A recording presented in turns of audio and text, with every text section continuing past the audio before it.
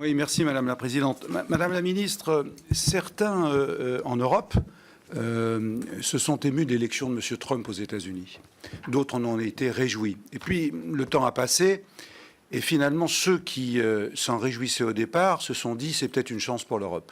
Quand on voit les déclarations de M. Trump, en tout cas les premières déclarations sur l'isolationnisme, sur le fait que l'Europe devra payer sa défense d'un revers de main, comment voyez-vous finalement la mobilisation de nos confrères européens? Qu'est-ce que compte faire le gouvernement finalement pour saisir cette chance enfin de faire en sorte que l'Europe prenne son destin en main, et en particulier sur sa politique de sécurité et de défense commune?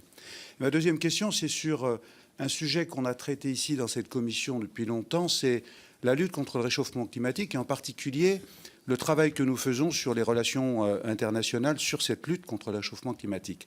Le président de la République a annoncé qu'il fera un sommet à Paris le 12 décembre pour relancer les négociations, pour faire en sorte que le protocole de Paris et celui de Marrakech soient effectifs.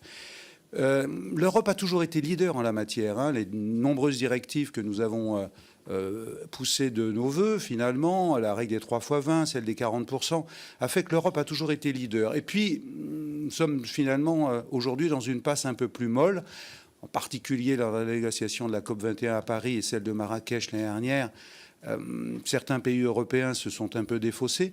Comment sentez-vous les choses? Comment voyez-vous finalement la construction de ce sommet? Et comment voyez-vous finalement le fait que l'Europe puisse reprendre son leadership en la matière?